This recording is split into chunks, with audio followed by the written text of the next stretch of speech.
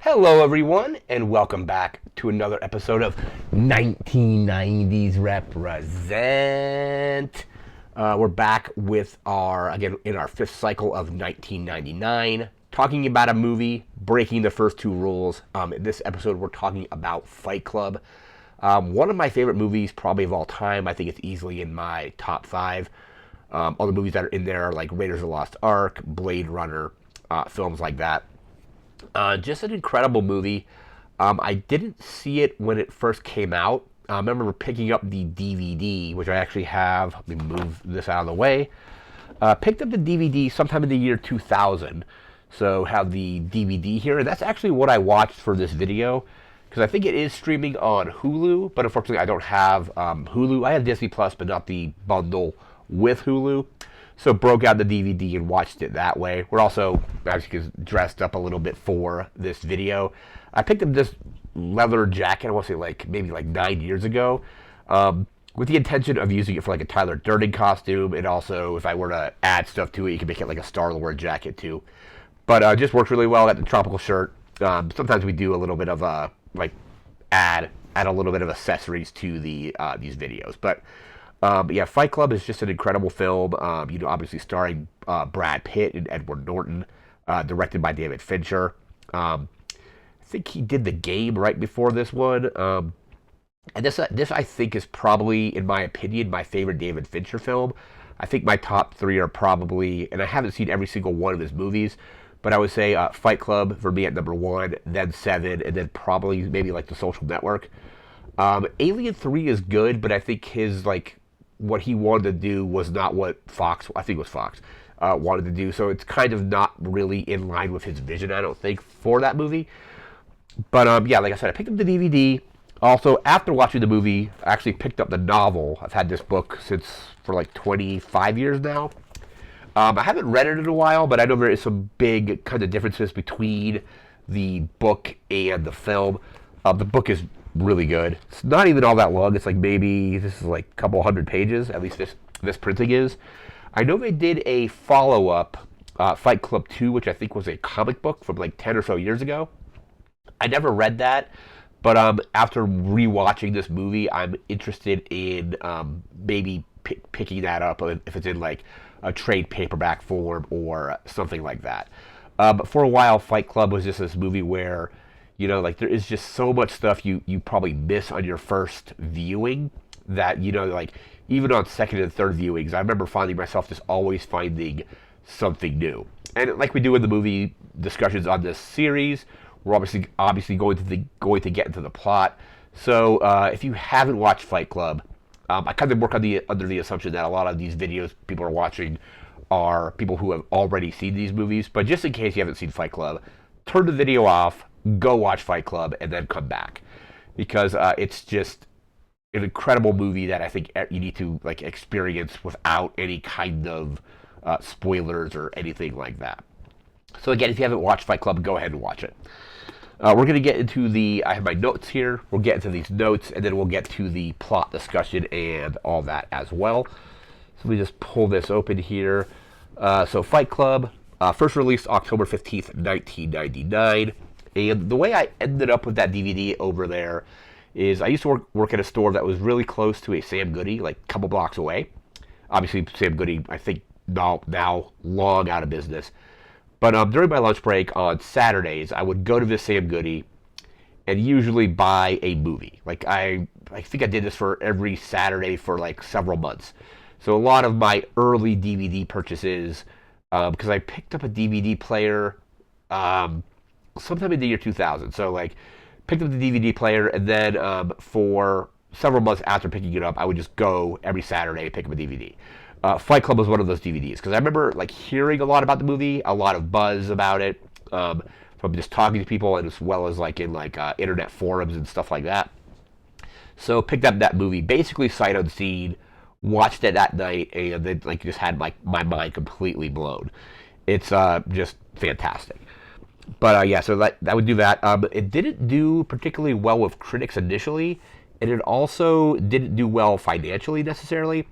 It kind of became a cult classic or a cult hit after it had hit the secondary, or not secondary market, but like after people started buying and renting the DVD, it then kind of recuperated a bunch of that money. So it was kind of not well received initially, but I think it was kind of just like so. It was very divisive. It's pretty violent. I think a lot of people probably just didn't get the plot and things like that, because it was kind of like a lot of the stuff is kind of like out of left field, or you think it is, but like the movie does a fantastic job of like foreshadowing all this stuff. So since we told people to watch the movie, like one thing I hadn't noticed on my first watching of this movie when I first watched the DVD is before Tyler Durden even shows up, we get I think 3 instances of the single frames, like as he splices those into other films. You see, like in one part where there's like a copy machine going in Edward Norton's office, you see a single frame of Tyler Durden. And that happens like 2 more times, and then you do see him on the like people mover, like flat escalator thing at an airport, before he shows up in the airplane later in the movie, or later, like in like a couple scenes later. So I hadn't noticed that. The first time I watched the movie, I didn't notice like the kind of significance or like foreshadowing of the yin yang coffee table, because he, like Edward Norton's character, buys a bunch of stuff from IKEA, and one of them being this yin yang coffee table, which goes into the whole kind of like duality of his character and Tyler Durden and all that. But so I picked up a cult following, and I have a quote here from the New York Times. It was just basically, I think it was 10 years after that movie came out, they said it was, quote, the defining cult movie of our time. And I kind of totally agree with that, at least for like that time period. I think it's definitely like picked up like a cult following, and it's just, like I said, it's an amazing film. They brought David Fincher in initially because I think he was really excited to work on the material. And then Fincher described it as a kind of coming-of-age film, thinking it was like The Graduate for people in their 30s. And then there is a bunch of quotes here from David Fincher I'm going to bring up. So we did the quote about the New York Times defining qualities. So basically said David Fincher, he likened it to, what's it called, The Graduate, and then he described the narrator as a, quote, everyman. And everyman, and they call him Jack in the movie, but I don't think he's ever actually named, because I think he finds those papers in Tyler's house where it's like, I'm Jack's medulla oblongata, I'm Jack's like inner rage, all that kind of stuff. But the background is basically, his quote here is, quote, he's tried to do everything he was taught to do, tried to fit into the world by becoming the thing he isn't. He cannot find happiness, so he basically has to kill his parents, God, and his teacher. And this is by the start of the film, he's killed off his parents, quote parents. With Tyler, he kills off God by becoming what he's not supposed to do, and then at the end of the movie, he's got to basically kills off Tyler Durden himself, essentially. And then another quote from David Fincher says, quote, the character is a basically an inverse of the 90s, the 90s version of the Graduate archetype, where the Graduate, Dustin Hoffman's character, has all these prospects lined up that he can go into. And in Fight Club, the narrator, Edward Norton's character, doesn't really have that. So the quote is, quote, a guy who does not have a world of possibilities in front of him. He has no possibilities. He literally cannot imagine a way to change his life. So he's confused and angry to his environment, he then creates Tyler. So he basically, that's the big kind of twist of the movie, is the narrator and Tyler Durden are essentially the same person, like split personality, like personality that gets created by the narrator to kind of like rebel in a way and stuff like that. So those are just some interesting quotes from David Fincher. Let me see what we got here. Some other stuff to the casting. Russell Crowe is apparently considered for the role of Tyler Durden. And then for the role of the narrator, I believe Matt Damon and Sean Penn were also considered, but David Fincher won and Edward Norton based on his performance in The People vs. Larry Flint. We see Brad Pitt apparently actually had some of his teeth surgically like chipped, so they would not be perfect in the movie. They of course so they chipped his teeth and then they surgically restored them later. I thought that was interesting. Definitely like leading into the role, taking the role very seriously. Apparently for the role of Martha Singer, actresses, gonna mispronounce this probably, Janine Garofalo, Julie Louis-Dreyfus, Winona Ryder, and Courtney Love were considered for the role of Marlo Singer, which eventually went to Helena Bonham Carter. I think this is the first movie I saw her in. I think this is actually the first movie I saw Edward Norton in as well. I had seen Brad Pitt in a couple of things before that. I think like most notably Cool World and then 12 Monkeys. At least those two. The DVD commentary on this movie is really good. I believe there's like one with like Chuck Palahniuk. There's another one with David Fincher. Let me actually just see what it says here. Let me see here. Disc one, it features 4 commentary tracks with David Fincher, Brad Pitt, Edward Norton, and Helena Bonham Carter. I think Chuck Palahniuk has like one as well. But some of the insights in this on the DVD. Because David Fincher is just very meticulous when he makes films. I remember in one of the commentaries, it's during the scene when it's Tyler and Jack, or Tyler the narrator, in a car. Tyler's driving and Edward Norton's character is in the passenger seat, and some other Project Mayhem people are sitting behind them. And the whole thing is like basically Brad Pitt's character, Tyler Durden, takes his hands off the wheel, and eventually the car crashes. And I think it was like Fincher was saying, like the script supervisor, after seeing that scene, came up and was like, hey, like, this is a continuity error because when the people get out of the car, we now see Tyler getting out of the passenger seat and the narrator getting out of the driver's seat.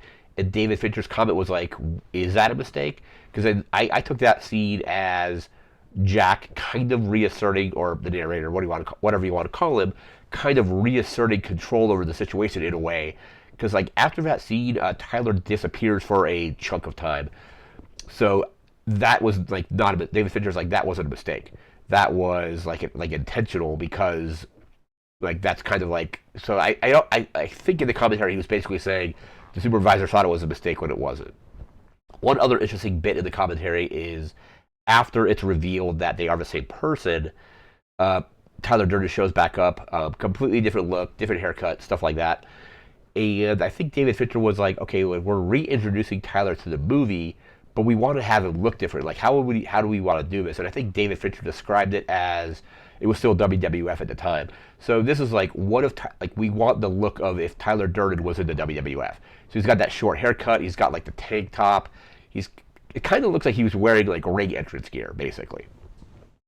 So just some interesting things on the DVD commentary with kind of some of the stuff in the film. Let me get back to my notes here, and then we'll probably move into the plot here pretty soon. Let me open this back up. And also, one final thing before we get to the plot is the soundtrack to this movie is excellent. So the Dust Brothers did the score. It's very electronic, very like drum and bass, and like basically like break beats kind of thing. Just an amazing score, and I think there's like a quote here I'm going to bring up about the score here. So basically, like he kind of wanted somebody that hadn't done a film score before, or never recorded anything for film. So I think initially they went to Radiohead, but they declined because they were recovering from their whole promoting their OK Computer album. So then they brought in the Dust Brothers, and let's see here. David and Fincher said, I think Michael Simpson from that group said, quote, Fincher wanted to break new ground with everything about the movie, and a non-traditional score helped achieve that. I think like, and then the final song of the film is Where Is My Mind by the Pixies. But the fact that they brought in basically a group that hadn't done a soundtrack before, and the soundtrack is amazing. I had never actually listened to the score on its own until very recently, and it's just an amazing electronic album. Even if it wasn't a film score, it would still be incredible. So I highly recommend checking that out. That's the Fight Club score or soundtrack by the Dust Brothers. And now we're going to get into the plot of this film. So we're probably going to go all over the place with this plot. But basically, plot of the film is it does a lot of stuff out of order. Beginning of the film is actually the end, and it flashes back and cuts around.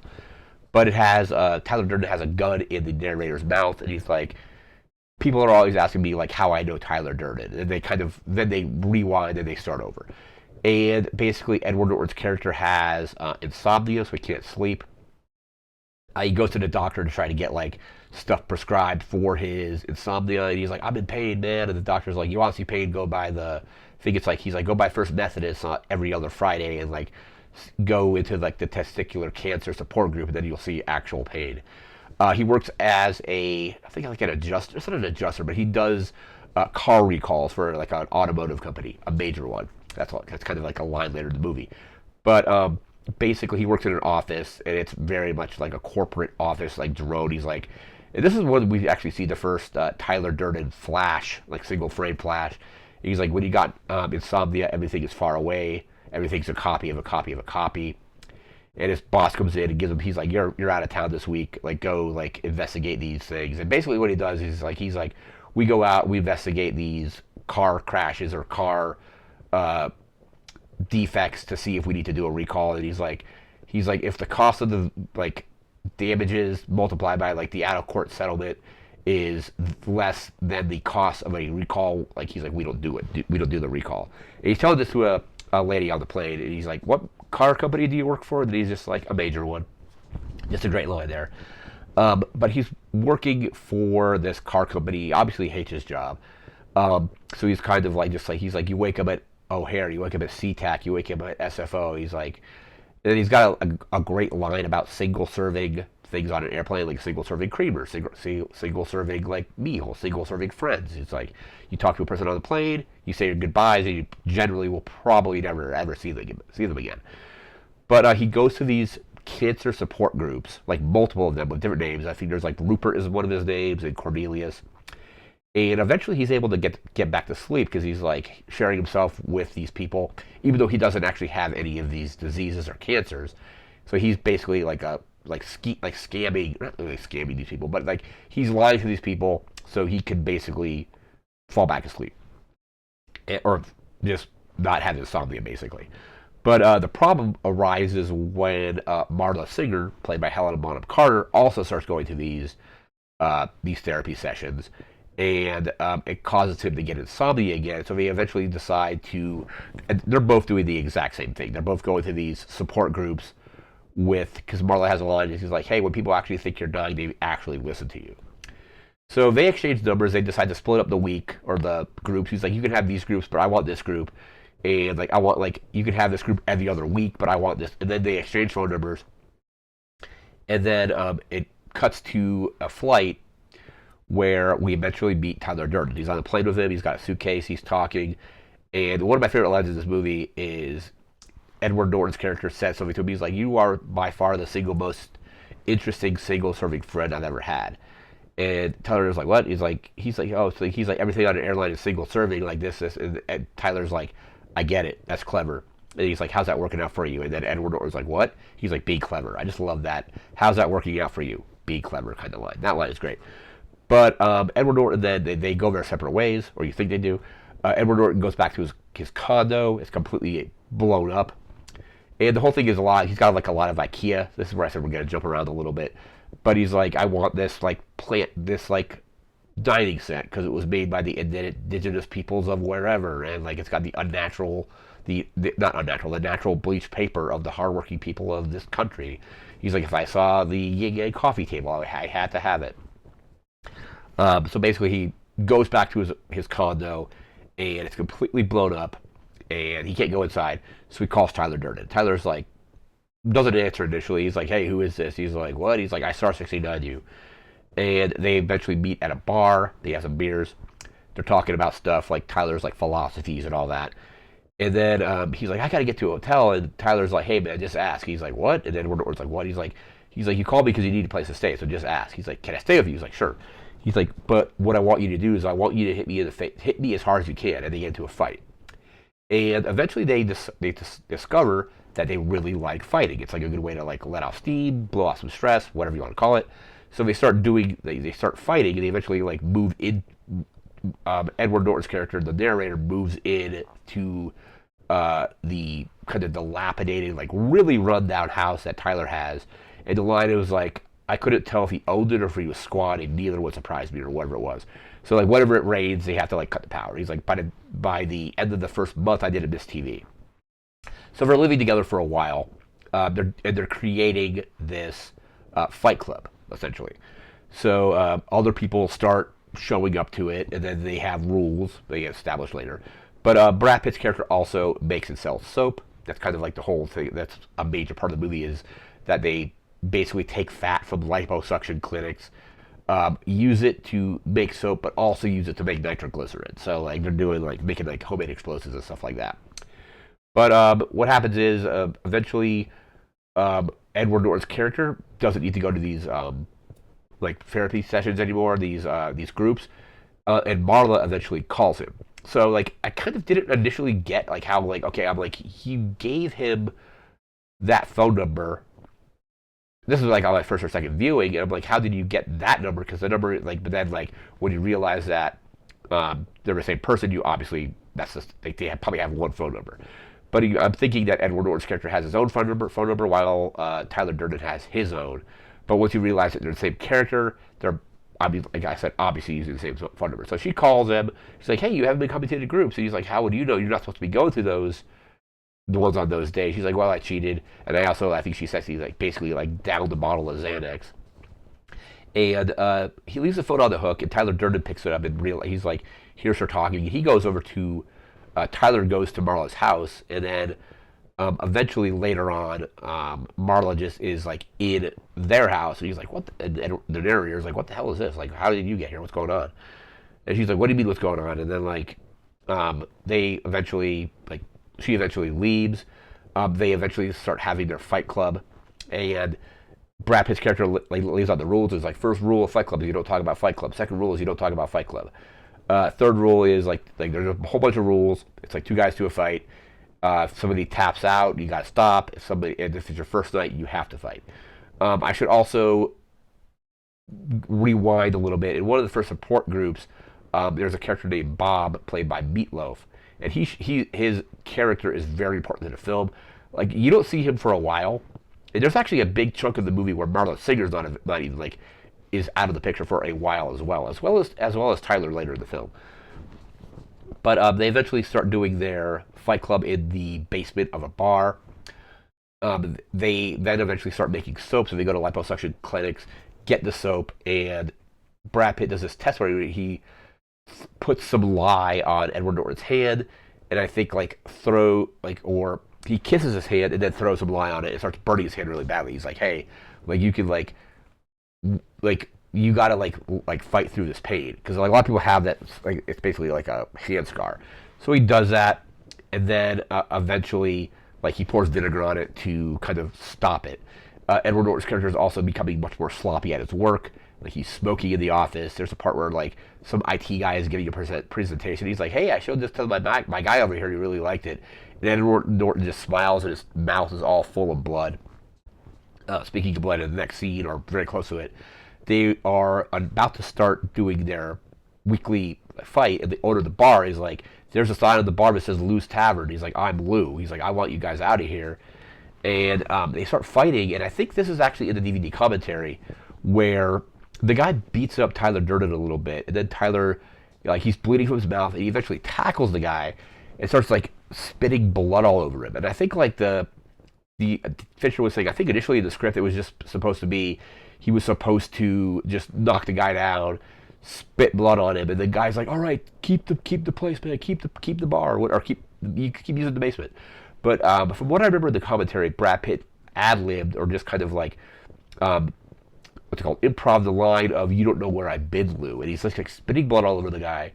And Fincher loved that so much. He's like, "Oh my God, that's amazing," because like you can definitely see like you don't know like where this character's been. You don't know like if he's been like using like intravenous drugs with like infected needles and stuff like that.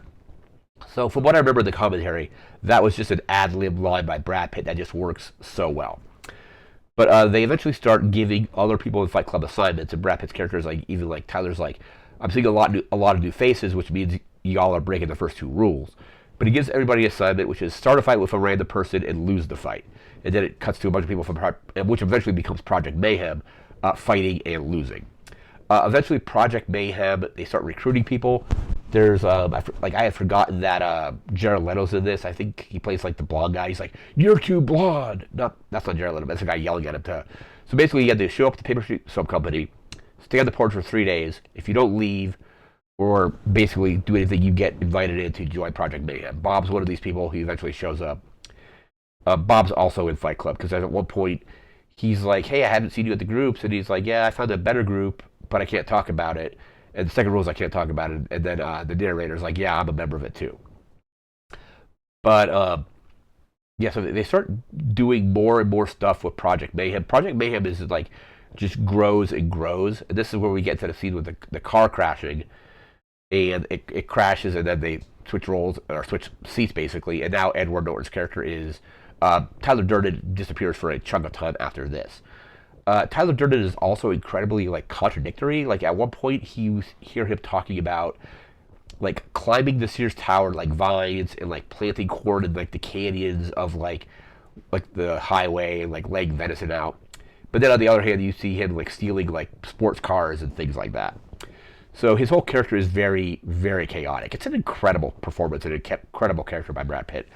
But I think a lot of people ended up maybe taking the wrong message from the movie. Like I think the message to me when I rewatched it again was on one end you have the narrator, on the other end you have Tyler Durden, and in the middle is where you should probably try to aim. Don't go full chaotic, but also like don't like be like Edward Norton's character where he just like hates his job and has like nothing to live for basically. So my whole interpretation was just kind of like find something in the middle more or less. But after that, so like Project Mayhem is growing and growing and growing, and they're doing like various things of like vandalism. I totally even forgot about the whole like thing about Tyler Durden splicing single frames of pornography into family films. Great scene, and it kind of pays off after because they do splice those frames of Tyler Durden throughout the film before that. But he's like, you see him like urinating in soup and things like that. He's just like kind of like out of control. But after that, Project Mayhem is planning on killing two birds with one stone. They're like, we're going to destroy a piece of corporate artwork or whatever it was and destroy a franchise coffee shop. So they set off like a bomb on this thing, and like this big marble basically rolls down and crashes into the coffee shop. Meatloaf's character Bob gets shot. They bring him back, and it's kind of like a pretty grotesque scene. But then they're like, Edward Norton's character is like, this man, like, he's like, we don't have names. And people in Project Mayhem, we don't have names. And he's like, no, this is a man. His name is Robert Paulson. This is like one of the more iconic lines of the film. And he's like, his name is Robert Paulson. And then like, everybody's like, just kind of without even questioning, is like, maybe in Project Mayhem, in death, we have a name. And then everybody starts chanting, his name was Robert Paulson. His name was Robert Paulson. And then it goes on and on. Edward, and one thing is that Tyler told the narrator, don't tell Marla about me. It's interesting because you never actually see the three of them in the same room at the same time. You see her in the same room as Tyler. You see him separately in the same room with the narrator, but you never see them in the same room with both the narrator, Tyler, and Marla Singer. But eventually, and also they go to a restaurant, which is also like, basically like the cops are like in Project Mayhem. At one point, he's trying to like confess to some stuff. And he's like, hey, like, this is the thing that's going to happen. And then, like, the investigator, like, leaves the room, and the three cops attack the narrator, and they're like, hey, like, Tyler Durden told us you would say this, so we're going to, like attack you. He gets out of there, luckily. And at one point, he goes to, like, a restaurant, and I believe the lead singer of Live he's not the maitre d', because the maitre d' is a different character that gets, like, beat up by somebody that works in the narrator's office. But this other character works at a restaurant, and he's like, and Marla Singer's like, he's like, everything's free. She's like, well, I want the like clam chowder. I want this, I want that. And he's like, since you are this leader, like we recommend not getting the soup or whatever it was. And he's like, and then basically other people are showing the scar that Tyler gives to people with the lie. But then eventually, he basically finds all of Tyler's like flight tickets, and he goes from city to city looking for Tyler, and he always has like a weird sense of deja vu, and people are like, yeah, you gave me this scar, you did this, you were here like a week ago. Eventually from the hotel he calls Marla Singer, basically, and she's like, your name is Tyler Durden, and even the line is like, we have lost cabin pressure. And then that's when Tyler shows back up, and he's like, hey, like, what's the deal, you told her about me. And Tyler's got his new look, which David Fincher described as what Tyler would look like if he was in the WWF.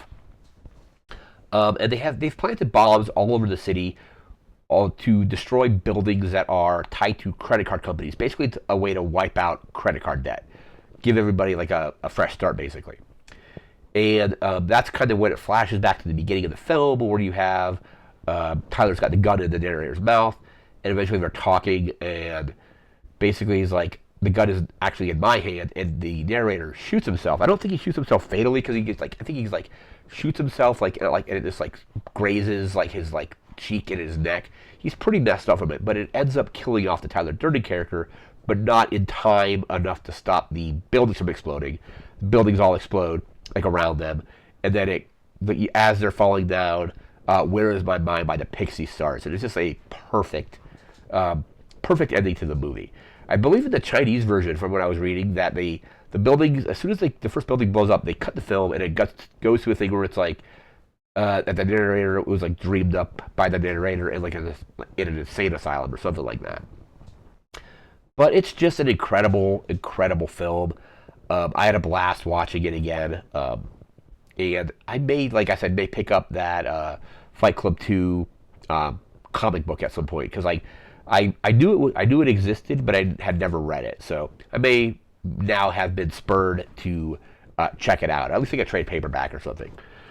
But this has been just a great episode. We got one more episode left in this cycle covering a video game, and then of course we'll be starting over again after that with 1990 all over again. But that is going to do it for this episode. So remember to like, comment, share, subscribe. We'll see you again next time. Thanks again for watching. Take care. Have a good one.